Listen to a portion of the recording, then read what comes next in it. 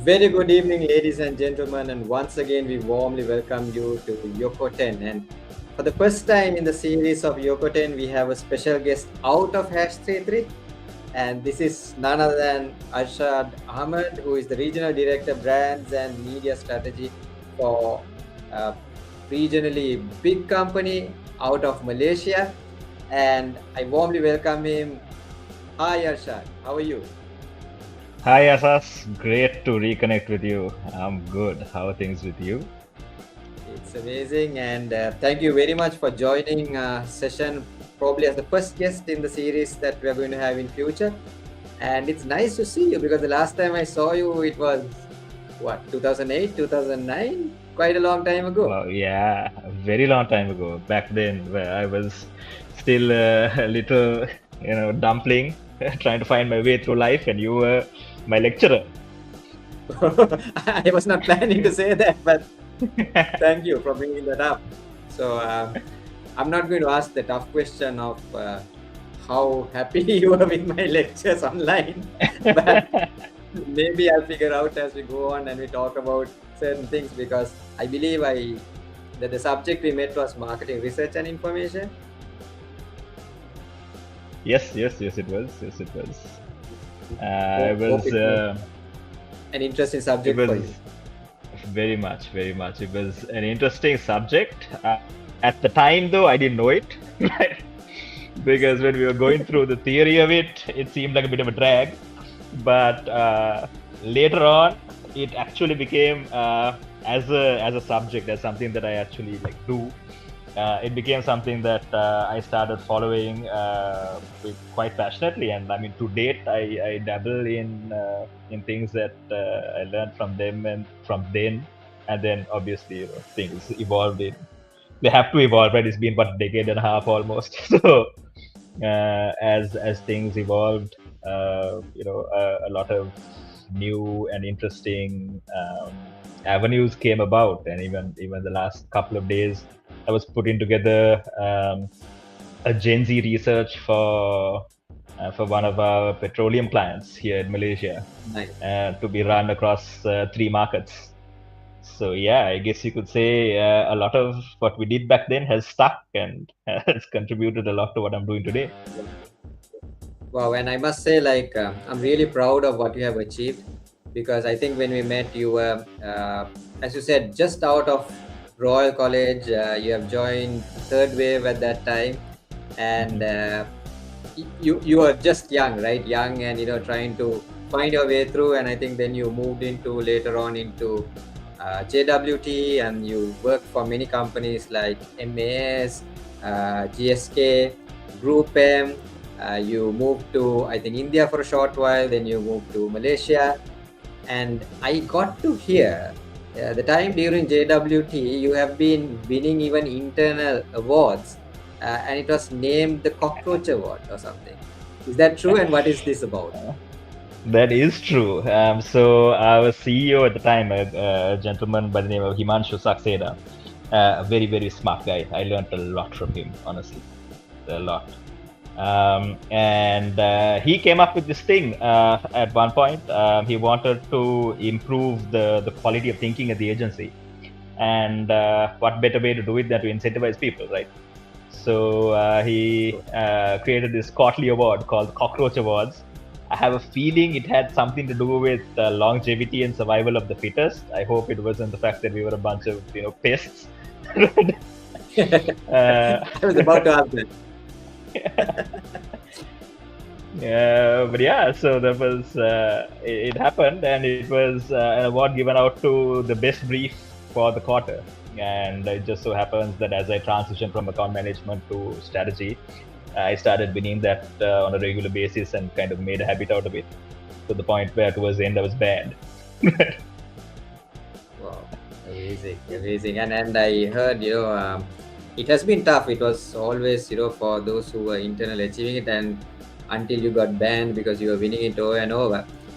You were not apparently giving a chance to anyone else to compete with you because your work apparently was quite good, or the others were very, very bad. No, I think actually it was kind of not fair, right? Because I was the only active practicing strategist in the agency. So as I honed my skills, right, obviously that is something that I'm specializing in, right? So having this award out in essentially a subject that there's only one person specializing in, and to everybody else is just one of the things that they do in their day-to-day jobs. Right? It wasn't fair that I was part of it, right?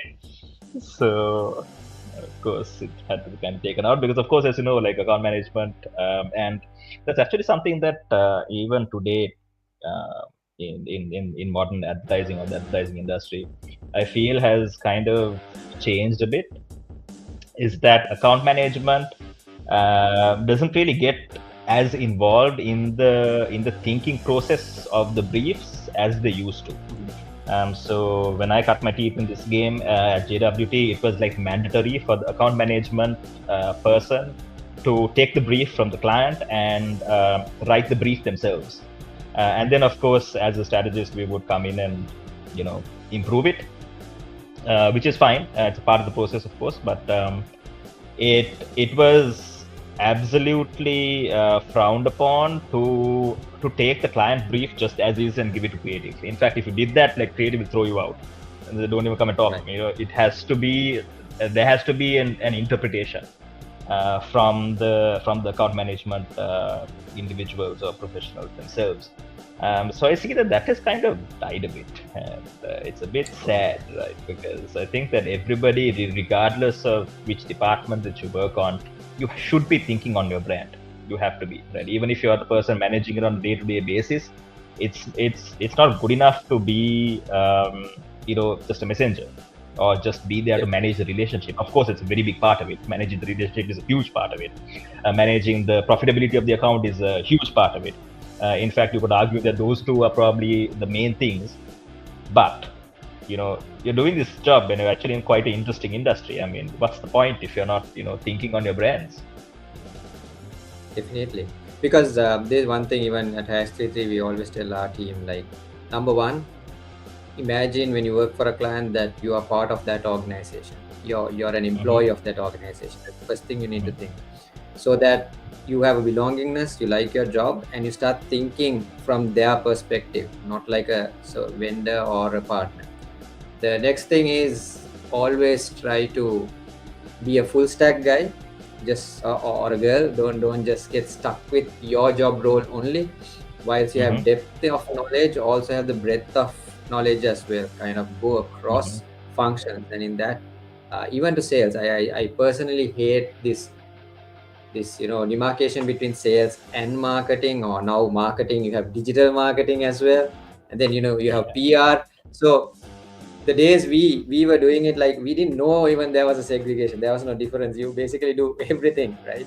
And now, because of the specialization, while it brings specialization and more knowledge into it, what happens is people are working in their own silos.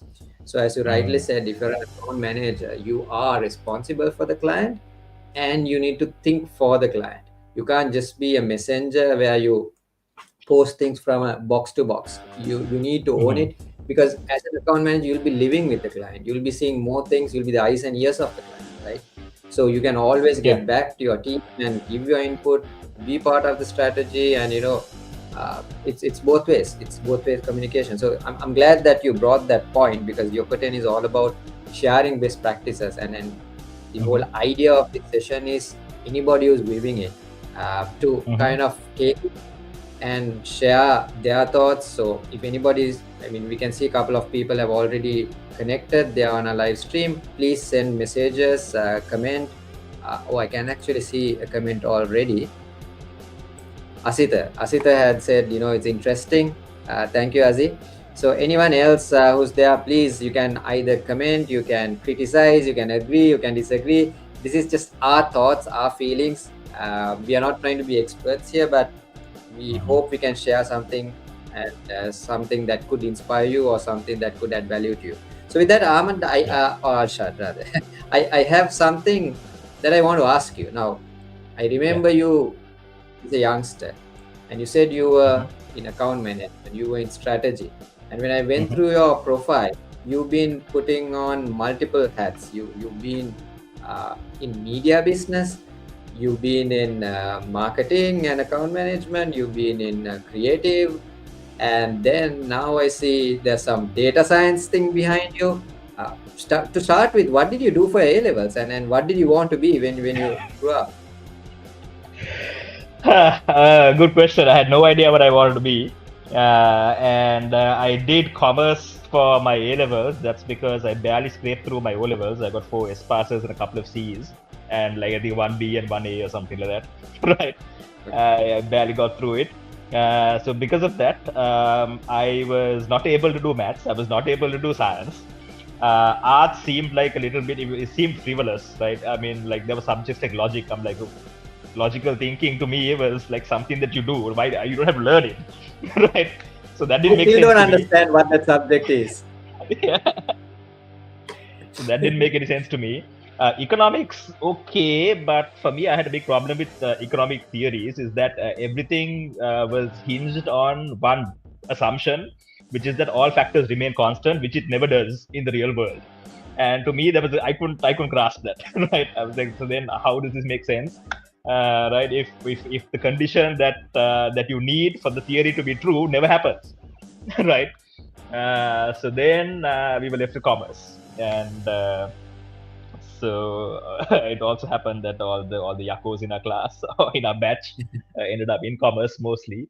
So yeah, because we had the whole the friend gang going on and all of that, I ended up in the commerce stream.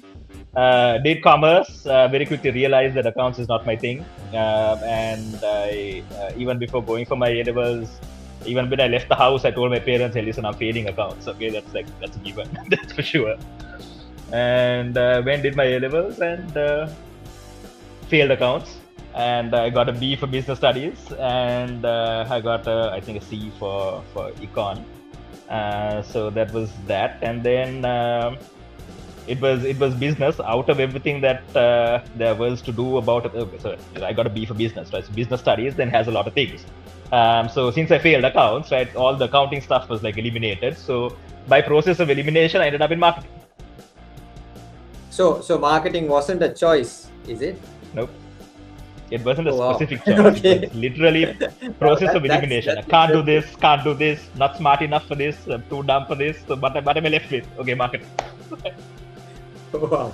Now that's quite interesting, right? Because sometimes you kind of figure out and you tell people like do what you like, and you'll be great at what you like because you really have a passion to.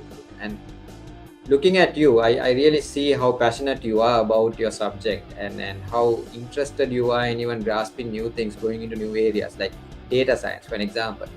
Data science is something where you'll find technical people talk about, or techies, software engineers, statisticians, people who are interested in mathematics go into. I can't, from the Arshad I know, I cannot picture that Arshad going into something like data science, right? And that has nothing to do with even marketing. I mean, of course it is relevant to marketing. You need data science, you need the insights, the patterns, the ability to kind of understand your consumer behavior, the psychology and all that. So there's definitely a relevance, but I can't really picture a marketing guy or a strategist, yes, to a certain extent, but somebody coming from a marketing background moving into data science and understanding and doing a master's in data science, something I really can't picture. So how did that happen? Well, right now, if you go and tell my O-level maths teacher that I'm master of data science, they'll probably drop dead. So how it went on was, it's kind of connected to what I was saying earlier about the research thing also, right? And your subject that you lectured us in and all of that. Even with even back then, when it came to like studying mathematics, statistics, research, I never knew why I was doing it. It didn't make any sense because I couldn't see the practical application of it. And I'm a guy like that, right? If I can't see where I'm going, it doesn't work for me. So when I ended up in You media, stayed to the end of the lecture though. I mean, till the session was over. I was trying.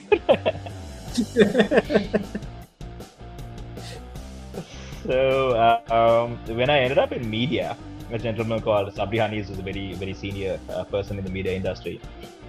He had tremendous faith in me.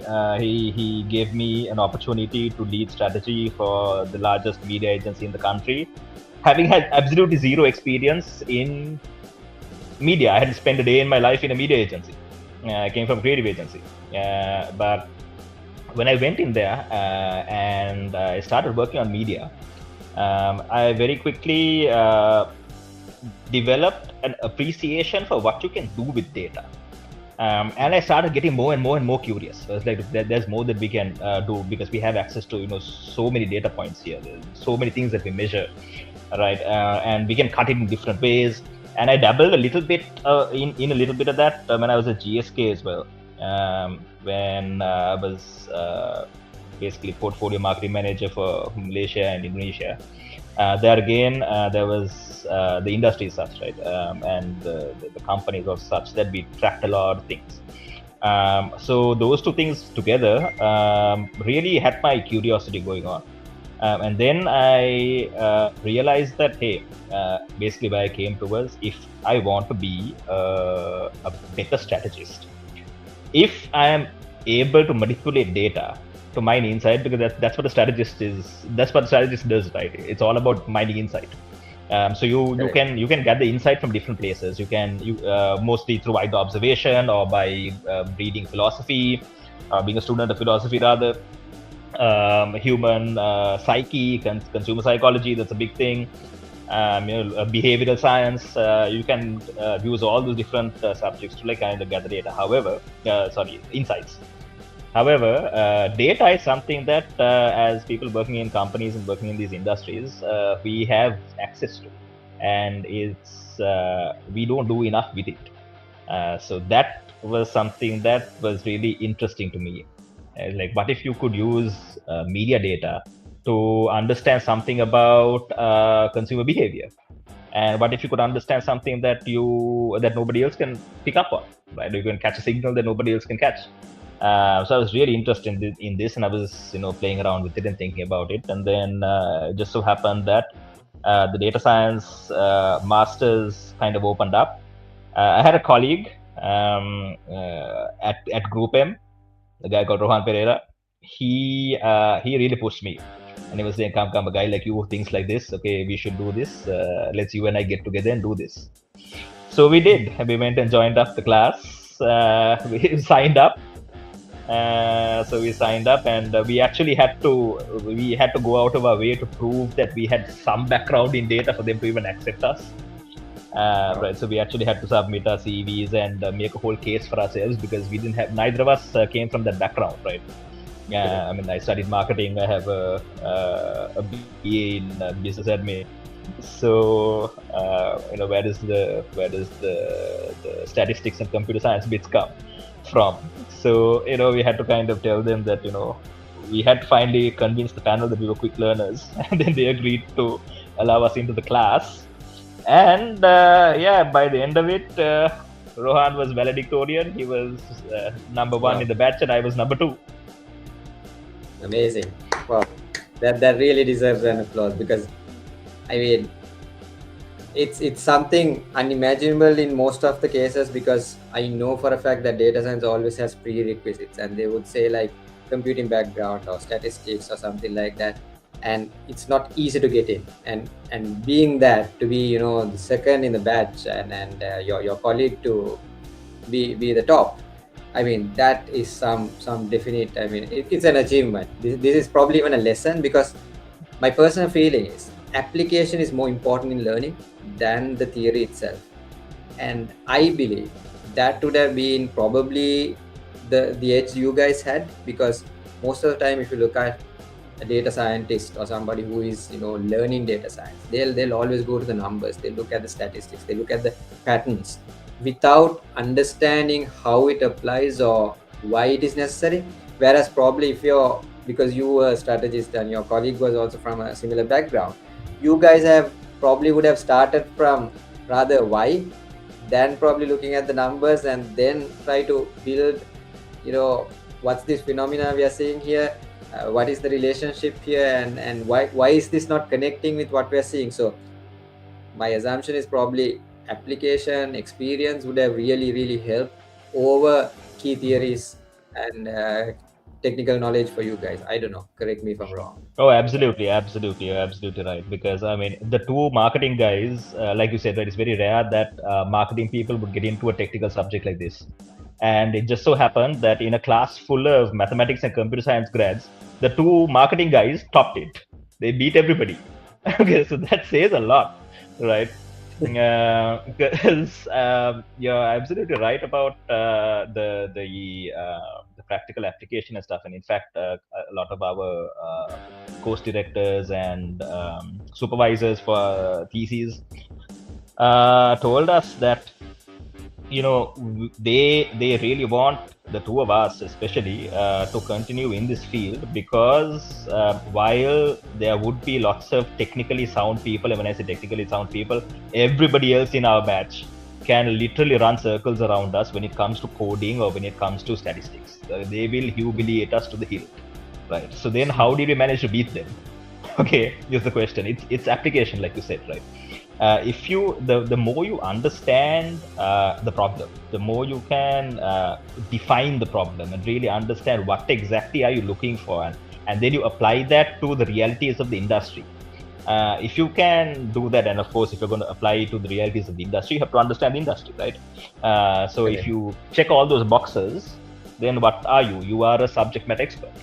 If you're a subject matter expert, then so if you're not really subject matter expert, right? It's more like if you're a domain expert. Yeah, if you're a domain expert, you understand your domain, then you understand what exactly you're looking for within the domain, right? Exactly. And then when you can define that problem, then even if you don't have the skill set to solve that, you can explain that to somebody, and then somebody else can solve it for you. Spot on. Because that's what's important, right? Because if you know and if you understand that particular problem, you can find the right guy to dissect and go deep in that.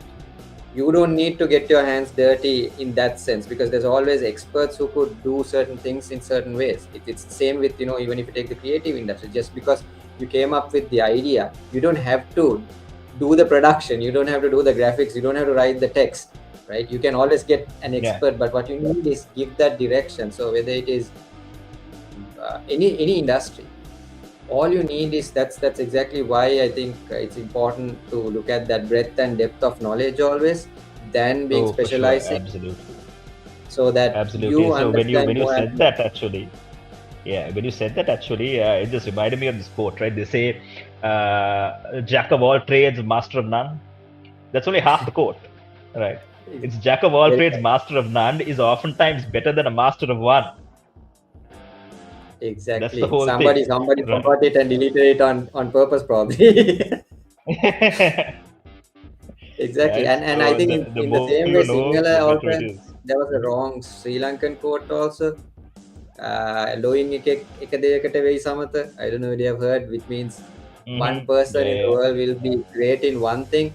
I mean, you look at people like Elon Musk today, or even Steve Jobs. These are people who are experts in multiple domains and completely different industries, right? From rocket science to solar to the hyperloops kind of business. You don't really see a relation of the domain or the industry. These are like parallel fields, but it actually breaks certain myths, probably, and this is the problem we have in our education system sometimes, because we are mostly spoon-fed. We are expected to memorize, we are expected to follow and not question. And I think you are a classic example of how you probably would have broken all those expectations and myths and misunderstandings people would have had. Because what I see from your career is you've always taken a different kind of a role, and you've always excelled in those roles. And one thing I see consistently is the exposure and experience you've been getting through that. And it's also exposure out of Sri Lanka as well. You've been in India, you've been in Indonesia, you've been in Malaysia. So your absorption of environmental factors has also been probably nurturing you in that cycle. And that is something very important. I always say, being in Sri Lanka, we are always, I mean, it's good to be career focused and climb the corporate ladder, But one thing I see from some of the regional countries like India and Pakistan and other South Asian countries, I find they look at regional experience. They would even step down in their job to enter into a different country to get that exposure. And as a result, they are looking at the long term and they get into regional roles like you are because they've got that exposure in different roles in different countries. Now, whereas in Sri Lanka, we are sometimes stuck.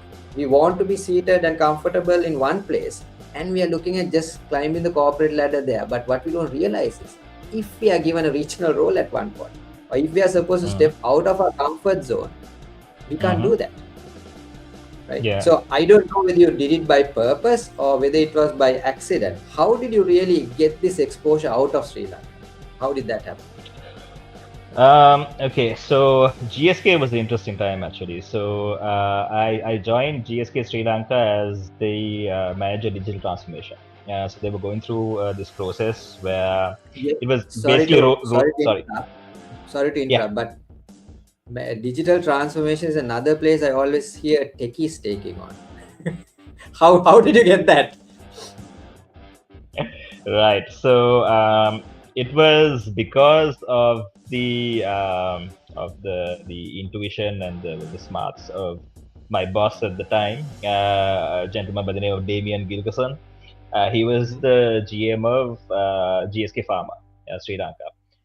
It was very interesting working with him because he was one of those guys who was a long-standing GSK person and came from an era. So similarly, like how I learned my stuff from JWT, he came up in GSK at a time where GSK was really, really, really good at marketing, right? And then over a period of time, that the focus to it kind of shifted more towards sales and things like that. But he knew what good marketing was all about, right? And so he realized that having a tech person to lead digital transformation is not going to work because that person is just too far away from the commercial side of the organization. Simple as that, right? They wouldn't know how to use it or what it's for. So therefore, the implementation will be hamstrung because my problem with mathematics back in the day, you don't know where you're going, right? You don't know the purpose of this. So it's fair enough that a tech person wouldn't be the ideal person to do it. Of course, you need tech support to implement. But what are you implementing and for whom? To which teams? Who should have access to? What are you going to put up there, right? How are you going to spread out that message? Who's going to have access to it? How do you take it in this case? How do you take it to doctors? How do you make sure that they sign up, right? How do they actually make sure that the platform is actually used? All of that, it's not the tech person's domain. So they had an interview process. I happened to, top it. Obviously, that's where I got the job, and went and did that. And it was really working with these guys who McKinsey um, to land that a global rollout in the local market. So did that and ended up being I think in the whole of Asia or but the regional demarcation that GSK had at the time, which was emerging markets east. So think of it as like East Asia from Sri Lanka eastwards, and not like Taiwan, Korea, Japan, excluding those. So the rest of them, Vietnam, Indonesia, Thailand, Malaysia, I said in Sri Lanka, so on and so forth, those markets. So Sri Lanka was second only to Vietnam by the end of this when we rolled out, and that was my claim to fame. Right, so that hit all the right. It hit the radars of all the right people, and then I ended up being in the region. So I could, to answer your question, I could probably say that yes, to a certain degree, it was by accident. But I did know at the time that this was definitely a role that I needed to at least try for and give it a shot. Because if I could do this and crack it, the learning would be spectacular. Because the whole thing was about implementing a multi-channel operating model, right? Including the tech to go with it. The platforms that you need to run an omni-channel or a multi-channel operating model. So it was about landing the systems, learning the systems, and then using it. So in a lot of Sri Lankan companies, they don't really want to go out and invest in entire platforms like this because it's expensive and all of that. Luckily, because GSK is an MNC, that cost was taken up by the central teams, so we had that opportunity. So to me, I just looked at that and thought, fantastic opportunity, go take it. And if there's any, and if there's any learning that I can, or any lessons that it's not university here, like talking down to people, but if you want to share something that I would encourage people to do, it would be that if you get an opportunity like that, and if it's something that you can really go into and learn something that nobody else knows how to do, simply because that opportunity is not there, just take it, go for it. Who knows, it might work out, it might not, it doesn't matter, right? At least you gave it a shot. And if it does work out, then apply Richard Branson's theory. First get the job, then learn how to do it. Correct, 100%.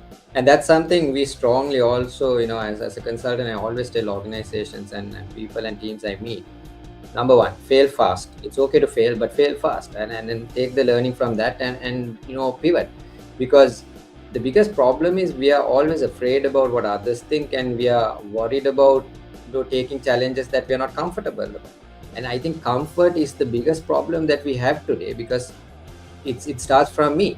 If I'm too comfortable and if I want to stay in my comfort zone, that itself is preventing me as an individual to grow. And from looking at all these examples and experiences you are talking about, you always gone out of your comfort zone. I mean, you're taking challenges after challenge, and I'm sure you would have had your own learnings, your own fallbacks in that. I won't say them failures, I would say fallbacks or challenges, because that's the nature of it. You always need to go through that and take it as a lesson, even if it's a step back. So it's amazing, Arshad. This is a story to talk about, and I really hope we have more time. We can talk about it for hours and hours. But I think if we want to wrap up in terms of lessons, number one, don't be afraid to take challenges. Take it up, even if you think you're the first, or even if the norm tells you that you won't fit in. I mean, go ahead. You've done that several times. And number two, don't stay in your comfort zone. Just go out of it. Try new things. And I think one of the most important things I heard from you, you mentioned a couple of people that you worked with, who were people who are inspirational, people who, and the thing I believe with inspirational people and people who are passionate and who are having that vision, they're not easy to work. They would push you all the time, and most of the time what happens is people quit working with them. So I don't know how it was for you, but some of these people you mentioned that you worked under definitely could have given you hard times. So was it the same, or was it a nice time, or how do you feel? There were lots of issues. There were lots of issues that happened over the years. Like we're talking about a time frame of like a decade and a half, right? And over the years, in all different roles, I have failed in roles, I've failed in projects, I've gotten fired, I've lost my job, I've been unemployed for a year and a half. Lots of things have happened. But you know what? It doesn't matter. Who cares? Right? Who cares? Right? I mean, a lot of people think, okay, just because something happens in your organization and your colleagues will think badly of you or something like that. Again, who cares? After you leave an organization, how many of them do you keep in touch with? Right? One, maybe two max. Everybody else is just there. You're united by a paycheck. That's it, right? You don't have a real relationship with people, right? So why are you so afraid to try things and fail? The worst that could happen is what? Yeah, you failed. So you pick yourself up, learn from whatever that happened, and improve yourself. Try to improve yourself and move on from that. But that's really the key thing, right? Having that grit to constantly think, you know what, it's not you that is bad, it's what you did in the role that's bad, right? Correct. A lot of people find it difficult to separate that, right? You can learn, you can be better, you can do things better. What you did that might have been a mistake, fine, let that go, right? Take the learning from it. Because if you just look at successful people, right, the most successful people are the people who have failed the most. And that is just statistics. It's purely statistics, because the people who have failed the most are the people who have tried the most. right? If you fail the most, that means that you have tried the most. You've tried so many things that so many things have failed. So if you've tried the most, statistically, your chances of being a Exactly. success is a lot higher. Right. I actually have a good example for that. There was a time in my life that I mean, all of us go through this lifetime that that you're financially not stable, right? And that was a Mm. time, and I was really newly married, and that time, because you are looking for opportunities to get entertainment and win things. I used to always get these raffle tickets, movie tickets. I used to win a lot of things, and one day my wife asked, "You seem to be a very lucky guy. You're winning things quite often." I said, "No, I'm trying a lot of things. I'm applying for whatever I could so that I have a chance to win."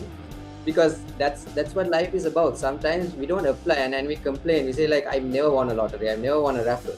The question is, how many times have you really tried? If you don't Yeah. try, you don't get that opportunity at all. Nobody's going to give it in a gold plate into your hand. You never get a silver platter or whatever, because life gives you opportunities only if you are willing to take those, and if you take those risks, and it says like high Mhm. risk high return. And I think that's the difference Yeah. you see in developed markets like US and all, where people are constantly taking higher risks.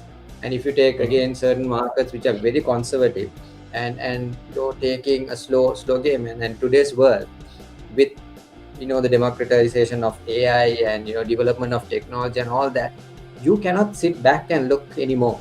You need to be driven, because if not, I think it's the jungle law again, survival of the toughest, because the Mhm. world is changing so fast, and the only way Yeah. you can survive today is not by fighting and beating each other like the jungle, but to be ahead with the knowledge and skills, by acquiring new things, by learning new things, and moving into areas that you're not comfortable.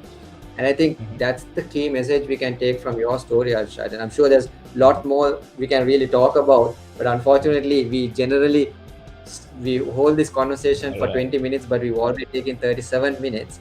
But maybe Yes. we can have you again for another part on another day, where we can probably deep dive into certain areas. But I think the best thing we can tell our listeners and whoever is there, oh, there's actually one comment out here from Prasad.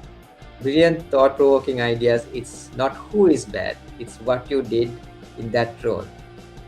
So amazing.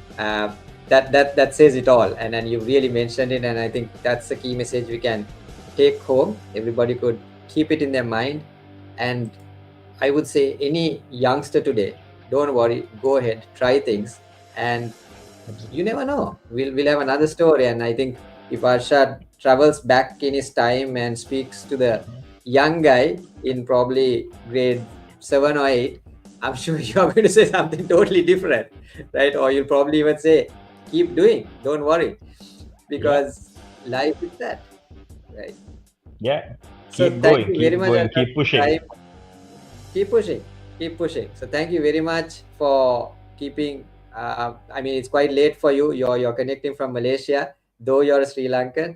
So thank you very much. It's really thought provoking, as Prasad said, and we look forward for more success from you. I don't know what you're going to move into next, but whatever it is, all the very best. Keep us posted, and please keep talking, sharing thoughts, because I think people like you can inspire more and more youth in Sri Lanka. And let's probably meet up again on another day. Oh, for sure. Thank you so much, Asas, for having me. I really enjoyed this chat. It was fantastic, and I really look forward to having more chats because, like you said, we have a lot to talk about, and I think that we have a lot of common ground, and I think it would be a travesty of Yeah, justice if you don't explore that. Right. of course, of course. So once again, thank you, Arshad. Have a good night and all the very best. And we would like to thank all our listeners, viewers who are connected with us. Please follow Arshad. We've posted his LinkedIn URL in the description, so you could follow him as well. And if there's any question, even after, post a comment, send us an inbox message, and we are very happy to answer and support you. And I'm sure Arshad will do the same. So with that, we end Absolutely. today's episode of Yokoten with Arshad. Thank you very much and have a good night. Thank you. See you. Bye. Bye.